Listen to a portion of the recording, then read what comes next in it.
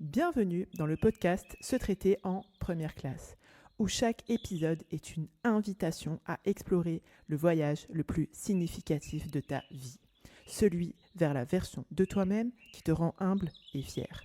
Je suis Émilie Antoine, psychologue, experte en gestion mentale et émotionnelle.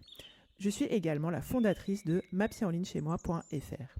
Ici, nous croyons fermement que se traiter en première classe n'est pas un caprice, mais un acte d'amour et de considération envers soi-même et envers autrui. Dans ce podcast, je te donne des clés pour dépasser tes croyances limitantes, tes blocages, tes autosabotages et faire évoluer ton mindset et ta gestion émotionnelle sans souffrir et sans galérer. Ensemble, nous allons dénouer les nœuds qui t'empêchent d'être une femme plus confiante, plus sereine, plus épanouie. Avec ma méthode innovante, testée et approuvée, qui allie la profondeur de la psychologie, un coaching de déclic impactant, garantie sans blabla, New Age sectaire ésotérique, je t'apprends et t'accompagne pour que tu puisses développer une relation saine et authentique avec toi-même et avec les autres. Se traiter en première classe commence maintenant. Ce que je m'apprête à vous dire, c'est juste trop bizarre.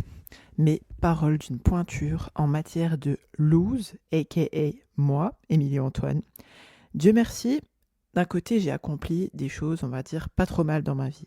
Mais j'ai eu aussi mes périodes où j'étais en mode la reine des catastrophes, mais pas juste une ou deux, non, les catastrophes en série. Pour en citer quelques-unes, et non des moindres, parce que, on va dire que je fais pas les choses à moitié, j'ai notamment raté mon permis de conduire 5 fois. Et pour la petite histoire, parce qu'en fait, quand tu passes ton permis 5 fois, il faut repasser le code. Mais quand j'ai repassé le code, j'ai raté le code. Donc j'ai aussi raté mon code 2 ou 3 fois. Je ne sais plus trop à ce stade. Je t'avoue que j'ai perdu un peu la boussole du comptage.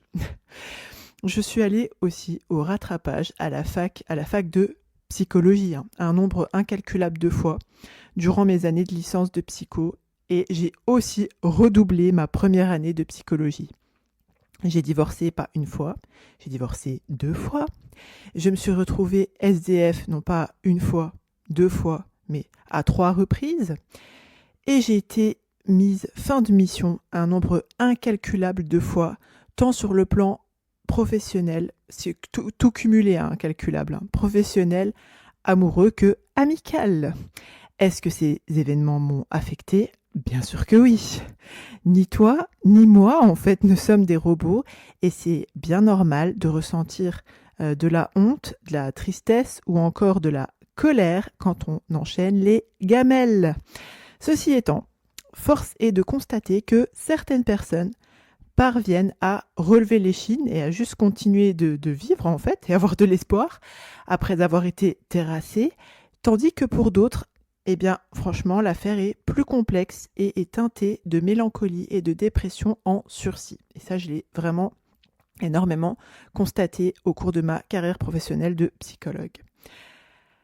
Bienvenue dans ce 22e épisode du podcast Se traiter en première classe. Dans cet épisode, je vais te proposer 4 ou 5 croyances limitantes, parce que franchement, il y en a beaucoup. Je l'ai vu en consultation individuelle, je l'ai vu lors du coaching de groupe du bootcamp MaPsyCampus, il y en a beaucoup, mais je vais vous présenter les 4-5 croyances limitantes, comment je pourrais vous dire, les plus communes en fait, si je peux dire ça comme ça, celles que j'ai observées le plus, qui empêchent les femmes de se relever après un ou plusieurs échecs, parce que si vous êtes comme moi, vous n'avez pas fait les choses à moitié non plus.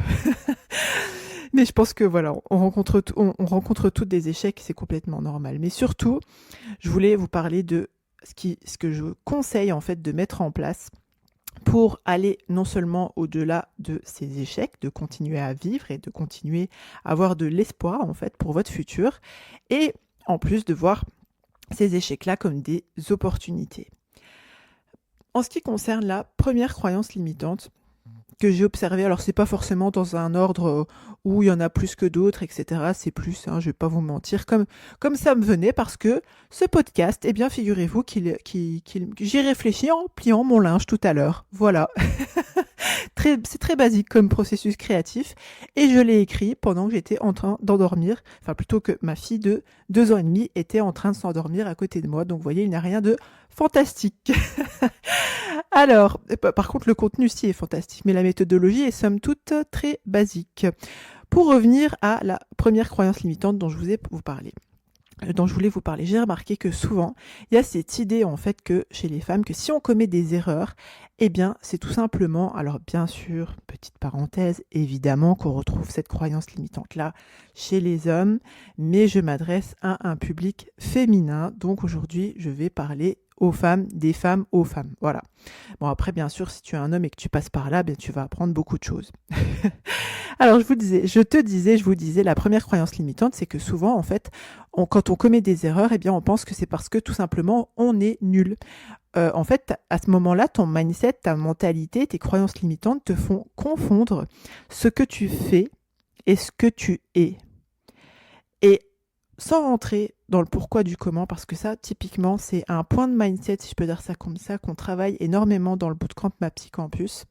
D'ailleurs, si tu veux rejoindre le bootcamp MAPSY Campus, sache que, alors oui, j'ouvrirai une session en 2023. Je ne sais pas encore exactement à quel moment, mais tu peux te rendre sur mapsyenlignechaismoi.fr/bootcamp pour intégrer la liste d'attente de la prochaine session et les listes, alors celles qui sont sur la liste d'attente, bien sûr, c'est un peu des VIP, si je peux dire ça comme ça, parce que elles bénéficieront d'un tarif spécial et d'un bonus qui sera totalement exclusif pour pouvoir accéder au bootcamp en pré-vente. Ce sera une opportunité early birds, comme disent les anglophones. J'étais en train de te dire voilà, que c'était un point de mindset, de mentalité. C'était un point de mentalité, si on peut dire en français, c'est pas très joli à dire, état d'esprit, mentalité. C'est un peu difficile de traduire mindset. Mais pour que tu puisses travailler là-dessus, ce que je te conseille de méditer, si je peux dire ça comme ça, c'est en fait tout simplement l'apprentissage de la marche. Et ça, c'est encore quelque chose que j'ai répété à mon fils il y a quelques semaines, il a 6 ans. Quand un bébé apprend à marcher, est-ce que tu sais combien de fois en moyenne il tombe ? Il tombe en moyenne 1000 fois. Alors, me demande pas comment ils ont réussi à avoir ce calcul, parce qu'ils l'ont observé tout le long. Voilà, bref. Mais en moyenne, statistiquement, il tombe environ 1000 fois avant d'arrêter d'embrasser le sol tous les 50 cm. Donc du coup, est-ce que ce bébé-là, il s'est posé la question de savoir s'il est... Non, il a continué à apprendre à tomber, à faire des erreurs de marche, à mettre un pied trop rapidement avant l'autre, ou à mettre un peu le pied de biais, ou que sais-je.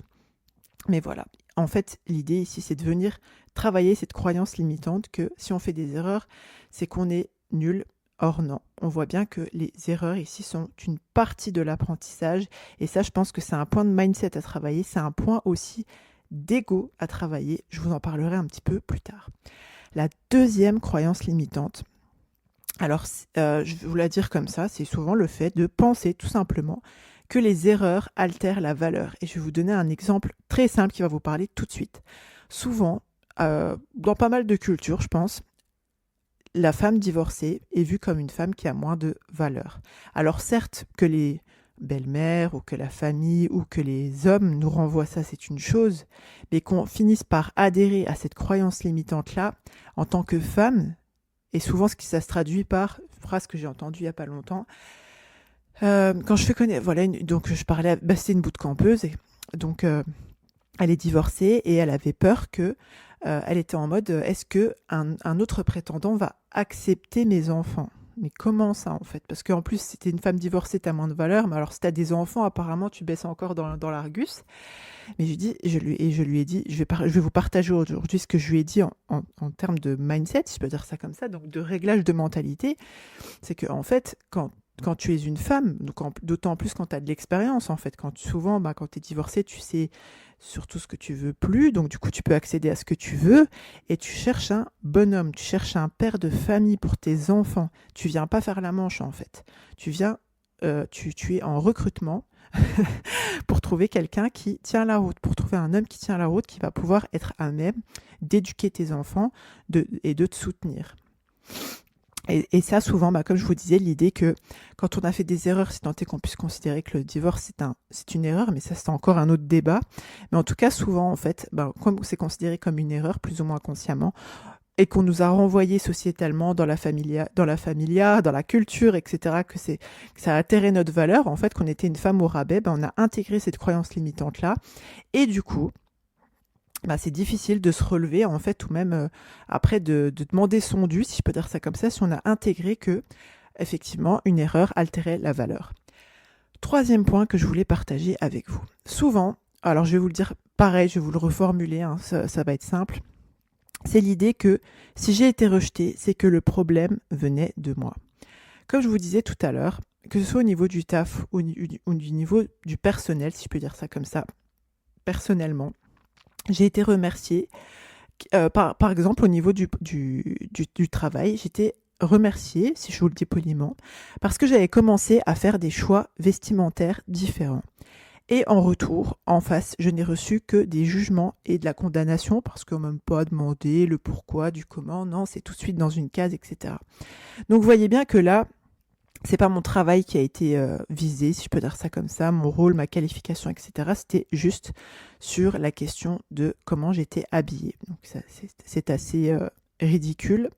Mais vous voyez, l'idée, c'est de voir que là, à ce moment-là, j'ai pas été rejetée parce que c'était moi, j'étais rejetée parce que on comprenait pas mes choix, en fait. Et c'est ce petit twist, en fait, si je peux dire ça comme ça, au niveau du mindset, comment tu prends les choses et comment tu comprends les choses, sur le coup, c'est vraiment capital. Et de la même manière, j'ai remarqué avec aussi, bon, bien sûr, il a fallu un petit peu d'introspection et de digestion, si je peux dire ça comme ça, que très souvent, quand j'ai été aussi remerciée, si je puis dire, d'un point de vue amical, relationnel, etc., souvent, c'est que j'avais commencé à affirmer en fait une phase de moi qu'on ne connaissait pas ou qu'on n'acceptait pas, des principes, des valeurs profondes. Et du coup, j'en suis arrivée à la conclusion que c'est pas tant que j'étais rejetée moi en tant que personne, c'est qu'on n'était pas compatibles en fait. C'est vraiment cette idée de compatibilité, je te conseille vraiment de la mesurer. Je vais rebondir aussi avec un autre point après sur ce qu'il faut mettre en place en fait justement pour dépasser en fait cette idée que en fait ce réflexe en fait d'un point de vue mindset, mentalité, etc.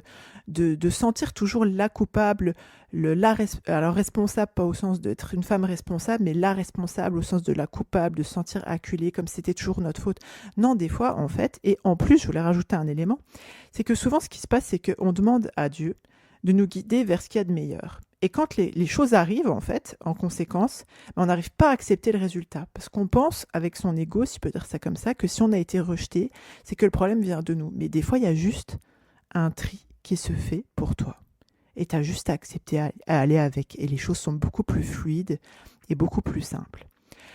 La cinquième croyance limitante, oh non, c'est la quatrième, pardon, que je voulais partager avec toi, aujourd'hui, c'est que souvent, en termes de mindset, pareil, de mentalité, au fond de toi, c'est comme si tu considères qu'il y a des bons et des mauvais. Il y a les personnes qui réussissent et les personnes qui échouent. C'est une mentalité un peu, comment on pourrait dire, figée en fait, psychorigide, figée. Voilà, ceux qui arrivent, ceux qui n'arrivent pas, les bons, les mauvais, les intelligents, les bêtes, les méchants, les gentils. Hein, on a été structurés comme ça, j'ai envie de te dire. Et donc du coup, dès que tu trébuches, tu te mets dans la catégorie. Il y a tout un mécanisme psychologique d'ailleurs qu'on étudie dans le module 3 du bootcamp Ma Psycampus, qui fait qu'en fait, systématiquement, tu t'arrêtes et tu te condamnes. Tu penses en fait que ça, c'est juste la preuve que t'es nul. Encore une fois, c'est très lié à la première croyance dont je vous parlais tout à l'heure. Et du coup, tu t'arrêtes et tu te condamnes. Parce que c'est comme si, en fait, le fait que tu aies commis une erreur, ça te classe de facto chez les nuls, chez les mauvais, chez ceux qui n'y arrivent pas. Et du coup, tu n'essayes même plus. Parce que, voilà, tu es condamné, comme je vous le disais tout à l'heure. Et là, l'idée, et là, je vais faire sans transition, je vais aller sur que mettre en place, justement, c'est... Voilà, alors sur ce point spécifique, cette quatrième croyance limitante, j'aurais pu par exemple me dire, je vous donnais un exemple personnel tout à l'heure, quand j'ai raté mon permis, pas une fois, pas deux fois, pas trois fois, pas quatre fois, mais 5 fois, et donc j'ai repassé une 6e fois, j'aurais eu bien le temps de me dire avant, la conduite c'est pas fait pour moi, je sais pas conduire, j'ai peur, etc. Non, le pire c'était quoi? C'est qu'à l'époque je me considérais vraiment comme une pilote. Mais il y a eu des fois, franchement, c'était vraiment un concours de circonstances où j'ai pas eu mon permis et j'étais très lucide sur ça. Par exemple, il y a eu une fois où le moniteur, il venait juste d'avoir un accident avec la personne qui est passée juste avant moi et du coup, il était très stressé et je sais plus ce qui s'est passé. Je crois que c'est dans un rond-point. Mais en tout cas, il a touché la pédale, il a cru que j'allais passer. Enfin bref, il y a eu plein de petits trucs comme ça, des erreurs d'inattention. Je vous en avais parlé dans un autre podcast aussi. J'avais un problème de vue qui n'était pas décelé. Et du coup, je roulais un peu trop à droite. En tout cas, trop pour quand tu passes le permis. Mais quand tu conduis en mode normal, ça passe, quoi. Donc, du fait d'avoir eu des lunettes, après, ça a arrangé les choses, etc. Mais tout ça pour vous dire que, genre, voilà, c'est le fait de pas, c'est pas de se mettre dans la catégorie des mauvaises conductrices.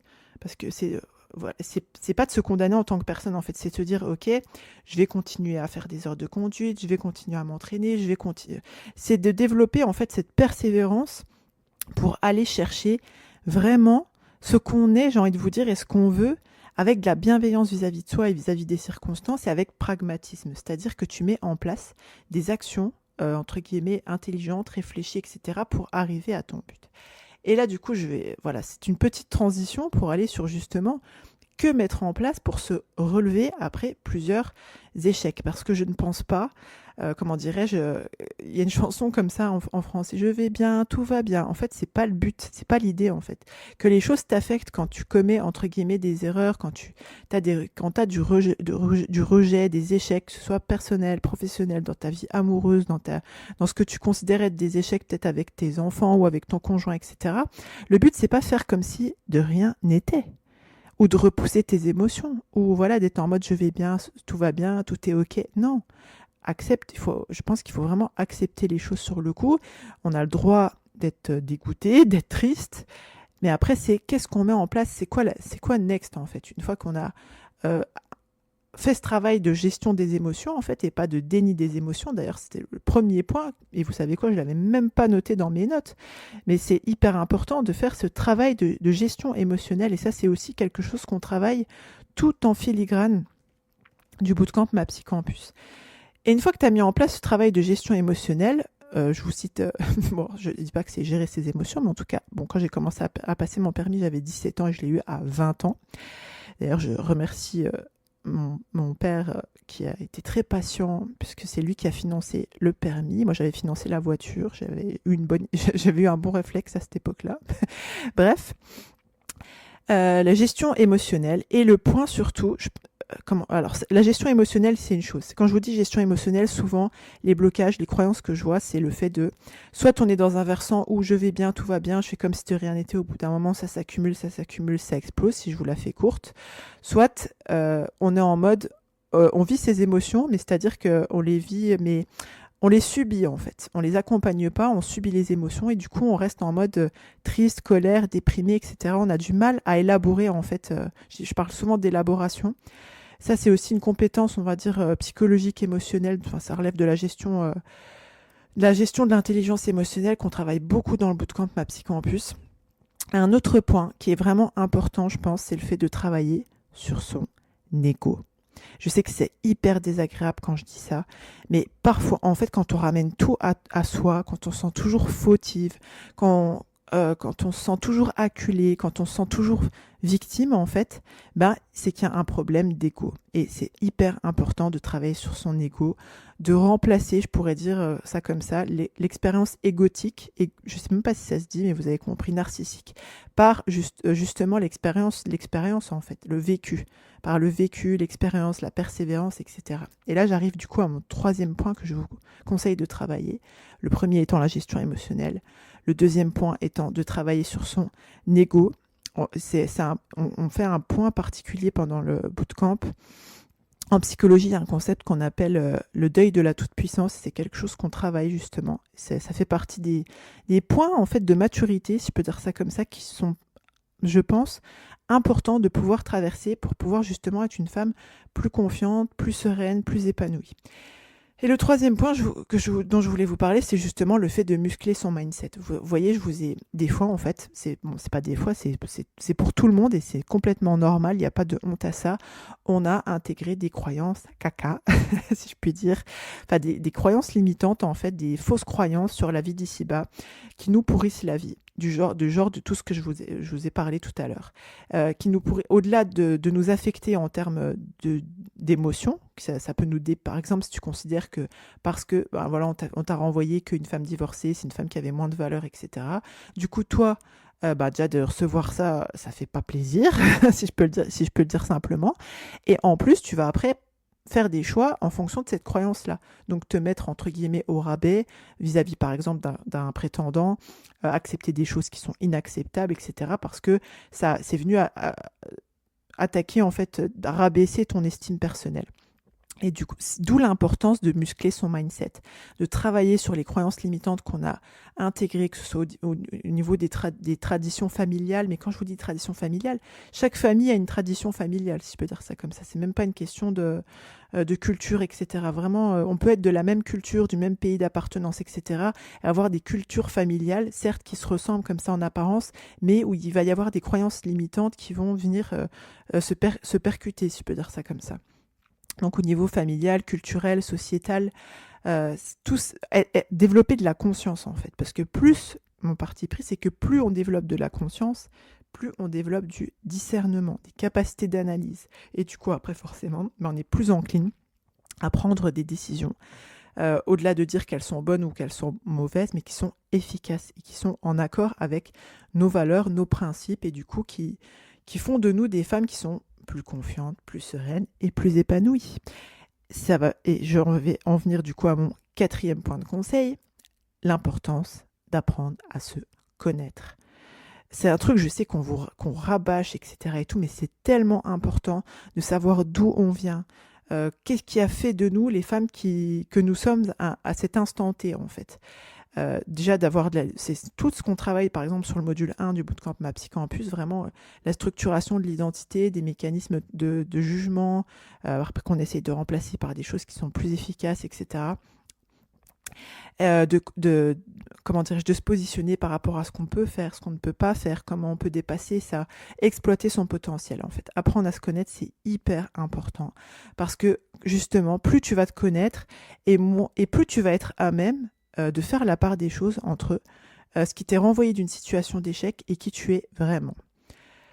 5e point que je voulais vous proposer de ce qu'il faut mettre en place, c'est d'axer justement, comment dirais-je,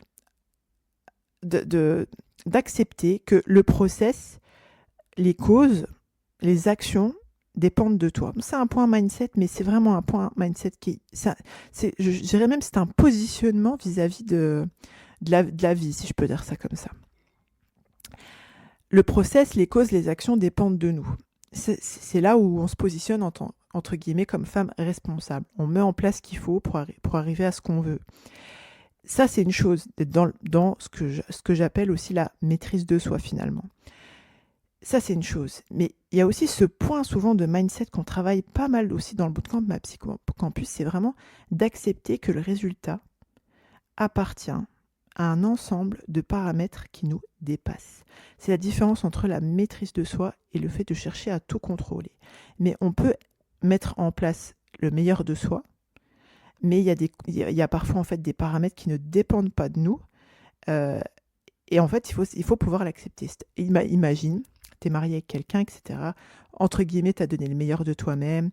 Dans le process de comment tu t'es marié, tu as respecté tes valeurs, tes principes, etc. T'as pris soin de ton mari, tu étais à l'écoute, tu l'as respecté, tu l'as aimé, etc. Et puis à un moment donné, dans sa vie, il bifurque, si je peux dire ça comme ça, sans que ça ait rien à voir avec toi en fait. Et en fait, c'est ça en fait, c'est qu'il y a plein d'autres paramètres. Lui, il est éprouvé par son histoire, ou il est éprouvé par son présent, par ce qu'il a ou par ce qu'il n'a pas, etc. Et ça n'a rien à voir avec toi.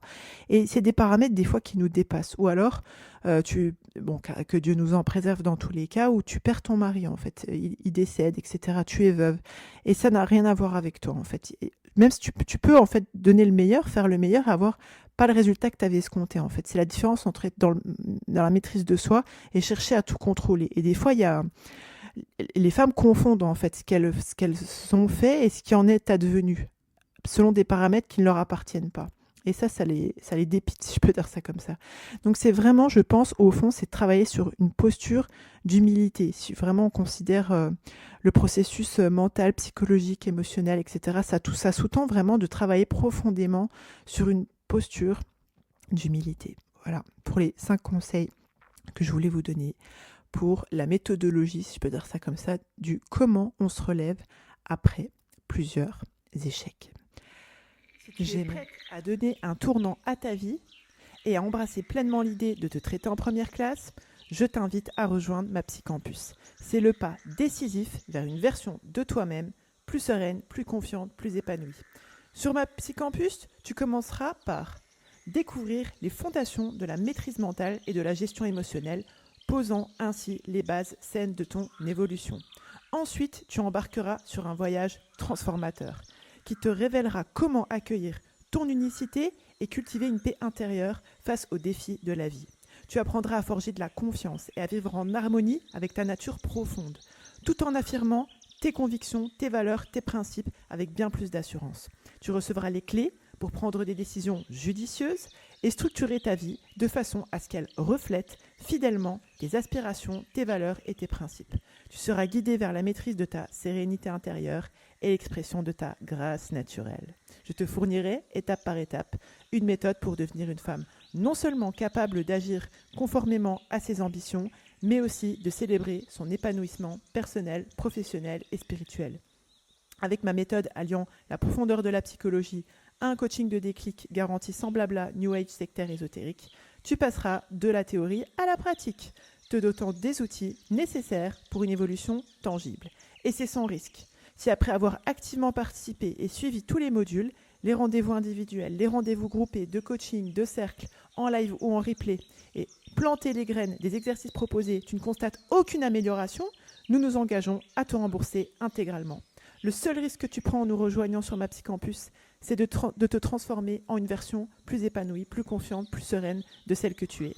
Pour commencer ce voyage transformationnel, rends-toi sur mapsyenlignechez-moi.fr/mapsycampus, MAPSYCAMPUS. Ensemble, sur MaPsyCampus, nous allons débloquer ton potentiel et te guider vers une version de toi inspirée et inspirante. Tu es la première personne à bénéficier du crédit que tu accordes à ton existence. À très bientôt sur MaPsyCampus.